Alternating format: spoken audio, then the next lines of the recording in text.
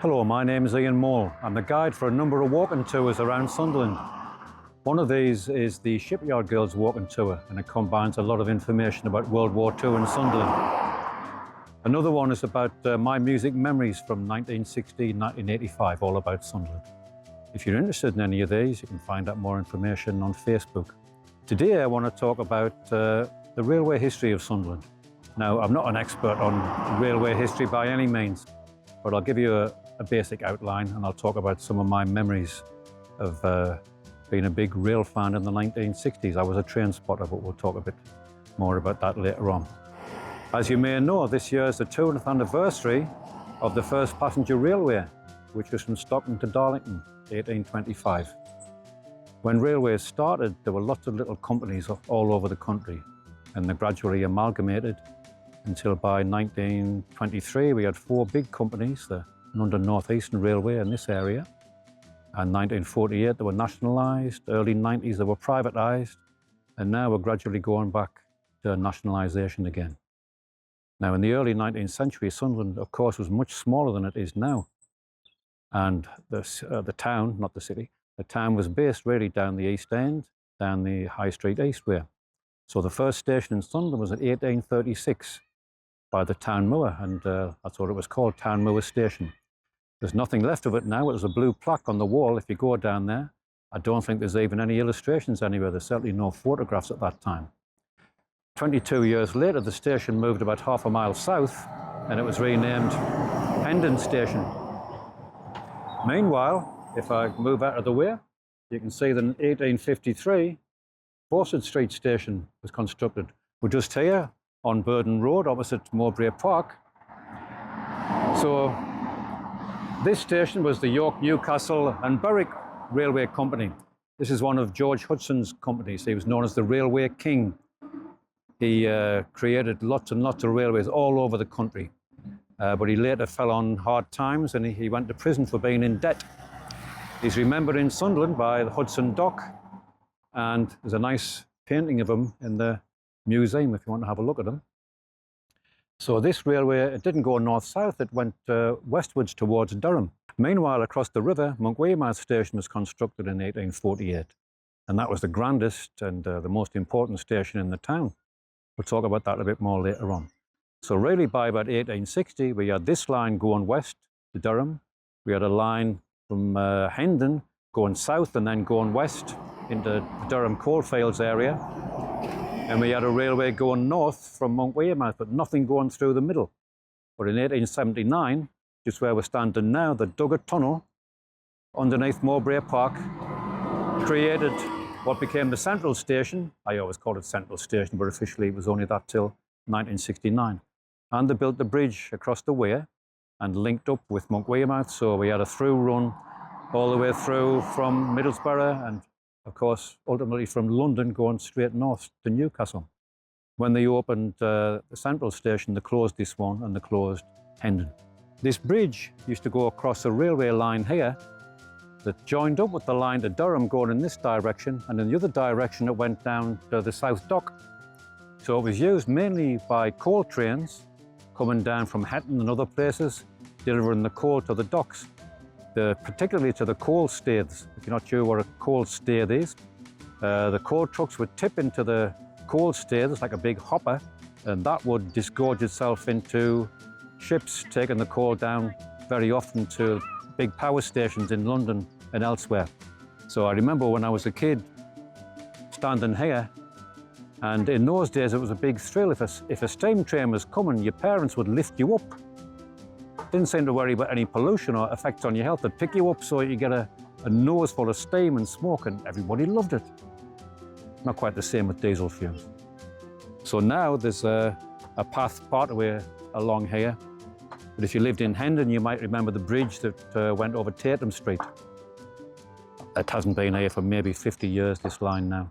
So here we are just south of Sunderland Station, a view you may well know very well. So the line going from right to left there is the one we talked about, built in 1879. It goes through a tunnel, eventually goes to Nunthorpe through Middlesbrough and down to King's Cross via Eagles Cliff. So the one going this way, the current metro, Until 1964, you could get a train to Durham. So in 1964, there was huge closure of existing railway lines at Dr. Beeching plants. Thousands of miles of track was closed, and obviously lots of stations closed. So further up this line, like there is today on the metro, there was Pallion, Millfield, Cox Green, lots of other stations. So all of those closed, of course, when the passenger services ceased. And nothing was there until they built the metro in 2002. Now, this area here was a sacred place for me. So from about 1963 to 1966, because I was a train spotter. I loved steam trains. So nearly every Saturday I'd come down here, and there'd be quite a gang of other lads, and would watch the trains coming out of the tunnel and going up here. There was a local tank engine which used to do all the shunting up and down all the time. Now, obviously, train spotter is a derogatory term these days. I have to admit, I could tell you who played bass guitar on just about every track by the Doors, but train spotting, the image of them is a bit incorrect, I would say. Sure enough, you'd get kids dressed in skilled uniform, maybe. Very, very unusual to see a kid like that. This is like the traditional image you get of a train spotter. Most of the lads I went train spotting with, they were very rough and ready kids.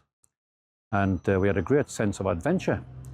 And these days, would you let your 12-year-old son go to Carlisle by himself? Train spotting, that's what I used to do. When we got there, we'd try to nip round the engine sheds without permission and take any souvenirs we could pick up, because we knew they were about to scrap a lot of the engines, so anything lying around we brought home with us. In the summer of 1967, my mate Colin and I, we got a runabout ticket, which meant you could go anywhere in the northeast, far south as Darlington, go west to Carlisle, right up to Berwick. It cost us the equivalent of £1.50. So in 1 week, we twice went to Edinburgh as 13-year-olds, and our parents thought, great, just get on with it. Like, incidentally, as the runabout ticket only went as far as Berwick, we had to get off at Berwick, and then we thought, well, we'll wait for the train going on to Edinburgh. But as we got off, the train seemed to be hanging about a bit. So we ran across to the ticket office, got the tickets, and we legged it back, and we jumped on the train again, and we managed to catch the same train. We just got off.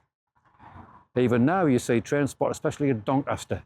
If you happen to be changing trains there, or you're passing through, you'll see a big gang of, they're not boys, they're about 65, 70-year-old now. There's maybe 20 of them on the south side of the station. There we go. And I was there once, and I said, well, what's going on? Is a fine Scotsman coming through with something? And they said, no, it's just a normal Thursday afternoon at Dunning. And they seemed really happy, like there's a big gang of them. Some of them obviously had a few problems, but they were all part of the team, and they were just enjoying themselves, being one of the lads in this group. I think a lot of people like trains, really. I mean, why do kids wave at trains? You don't see kids waving at buses, do you? I think maybe a train rushing through your area, particularly like an intercity train, it seems exciting somehow. People are going off for an adventure or a holiday or something, while our lives are just going on the same as always. Incidentally, while we're here, the big building behind us, above the Barge and Barrel pub, this used to be the headquarters of the North Eastern Railway, which existed from 1923 to 1948. So here we are, it's at the new station. So the station has been open since 1879, but it's gone through many changes since then. And the latest one, which rather a controversial building to say the least, is just behind us, and it opened in December 2023. So the original station was very beautiful, actually. It was like a mini version of Newcastle with beautiful arched roof made of glass. But unfortunately, 1943, a big bomb fell through the middle of it and destroyed all the middle part. Joseph's toy shop, which everybody knows from Homeside, was originally in Union Street along this way. And a big coal truck went through Mr. Joseph's front window, destroying the whole facade of his shop. And there's various stories about this. I believe LNER Railway Company asked Mr. Joseph to pay for the removal of his truck, but I'm sure he wasn't very keen on the idea. Other stories say that he asked them to pay for it, but I think they were liable, really. It wasn't Mr. Joseph's fault. So the station sort of lingered on a bit in this old style till about 1953, when they pulled the remainder of the roof down and put what I've heard described as umbrella roofing sort of a little glass roof over the top, but it was mainly open to the sky. One thing about the station in those days, we had the south entrance here, we also had the north entrance, and we'll talk about that area a bit later on. So in 1965, there was a major revamp, and this is one that most people will remember. It was there until they built this new one in 2023. The part on just to the right of the door, this was a bar in the early days of the revamp, and it never looked that good. During the course of the next few decades, they made a few additions in 2008 and 2010. They did some arty stuff, which we'll talk about in a minute. But it does look very, very gloomy in there. And the first impression when you get off the train, it really doesn't look good. So we'll go down and we'll take a look for anybody who maybe hasn't seen it. So here I am at the south side of the station, and you can see how dark it is all around. But behind me, it looks beautiful, this sort of green and sunny area in the outside world. You get a good view of the tunnel going down south towards London ultimately, and the right, the metro lines, the old Durham line. Thank you. So I don't know why, but every time I come back from London, the train stops in the tunnel and waits for about 4 minutes. This always means that I miss the number 13 bus. I have to wait for ages. One of these days, we'll go straight through and I'll catch that bus. In the station now, it's served by the metro at the south end of the platforms, and northern trains operate from the north side. So we'll take a little wander down there. And there's also Grand Central, of course, which I'll talk about in a minute. Between 2008 and 2010, there was a big refurb of the station, and it included some arty elements. Now behind me, you can see what looks like a glass wall. So it was an art project. There were lots of different people recreated in LED lights, walking up and down and doing various things. One of my brother's friends actually, they filmed him and he was included it. But it never seemed to work properly. It was always stopping and starting. And quite a few years ago now, it completely gave up the ghost. Back in the 60s, you could get a train quite, well, once or twice a day, I think, directly to King's Cross from here. I remember in March 1967, I was lucky enough to go on a school trip to Switzerland. I think it cost 30 quid all in. My mum would give us like a quid a week for weeks and weeks and weeks to pay for it. So we got the train from here to Switzerland with, of course, the Channel Ferry in the middle part. But for many years, the direct services stopped, certainly in the daytime. Occasionally in the mid-late 70s, when I was a much younger man, of course, I'd get an overnight train. I was living in London. I'd have a few beers, catch the train about 11 o'clock and sleep on the train and wake up about 6 o'clock in King's Cross. When it went, it didn't go direct, it went all over the place. On the way back once, it was full of drunks till about as far as Peterborough. Then everybody got off and I just stretched out in the compartment, which they had in those days. And next thing, we woke up in Leeds, we waited there. Next thing, I woke up, we're going across the Victoria Viaduct at Fatfield. So we were coming on what was called the Leamside line. Now in 2008, I was very pleased to see Grand Central services starting from Sunderland. When I came up from London in between that time, from the 70s to the 2008, I used to get the train mainly to Durham, and my brother or my sister would pick us up and then give us a lift through to Sunderland again. I'm at the extreme north end of the station now. Through the tunnel which goes under Pan Lane, you can see the line going over the bridge across the weir. As I mentioned earlier, there were two sides to the station until 1965, and we'll take a look at the north end, which was just above my head. There was a ramp going up. If you go in the 3 stories pub and you go downstairs to the toilets, there's a nice mural on the wall of a metro train just coming through here. There was always a woman outside selling papers from a trolley. As you went through the door, just on your right, there was a big old-fashioned weighing machine you could stand on, and there was a little machine. Now, to be honest, I didn't know what it was for until a couple of years ago. Because when we were kids, I think it was a penny or threepence or something. You put a coin in, and you could turn the dial, and you could print your name on a little strip of tin. And we just thought it was for fun. And like I say, a few years ago, somebody said, no, Ian, man, it was for sticking on your suitcase. So I could identify whose luggage was whose. Never occurred to us at all. So this area behind me, under where the new bridge is, if you came down here I think well until the 70s, there was a hive of activity. There was a maze of railway tracks, because this is where the Lambton and Hetton coal staiths used to be. So there was a tunnel right in the distance, which emerged onto the quayside. There was an engine depot. There'd be 4 or 5 small tank engines shunting the trucks.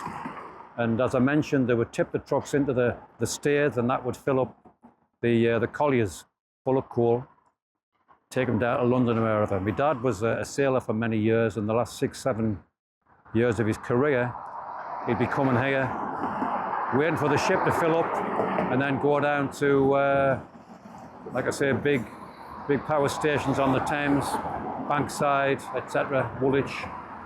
But it's been gone a long, long time now. There's a big grassy area there. So when the bridge is finished, this is another area for redevelopment. There were many colliery railways all over Sunderland. There were lines going up to Ryhope, Silksworth. There's a big engine depot at Philadelphia, so all the engines would get repaired there. Of course, the steam engines on British Railways ended September '67 in this area, but the National Coal Board steam engines continued till early 1969. And then they ran with diesels for a few years after that, but not too many years afterwards. So we haven't talked about the metro yet, so let's move on and take a look at the metro station. Behind me you can see St. Peter's metro station. So after being on Tyneside for many years, the metro finally made it to Sunderland in March 2002. And this involved a large amount of engineering work. So the part that goes along the south side of the river to South Hilton, they used the track bed of the old Durham line, and they seriously refurbished, and in Millfield's case, I think they completely rebuilt and relocated the station. And St. Peter's is a completely new station, Stadium of Lights, completely new station, and Seaburn Station, which is comparatively new anyway, I think it only opened in the mid-30s, that got a bit of a revamp as well at the same time. So of course we're in front of Muckway House Station here, one of my favourite buildings in the town. Now these days it's the home of the Sunderland Fans Museum. This was opened to service in 1848 and it lasted all the way through till 1967. My main family memory of this station is in 1939, my mum, she was aged 9. And this is where she was evacuated to South Yorkshire right at the beginning of the war. I was surprised to hear that she went not only with many fellow pupils from Grange Park School, but also quite a few of the teachers went with them. She said the last thing she remembers, they were on the platform, it was full of screaming kids and mums. And the train came and they got on, they had a little suitcase and the label around the neck like Paddington Bear. The last thing she recalls, her mum came down the platform. She was holding aloft 3 pies and she had tears coming down her cheeks. She put them through the window and then the train left.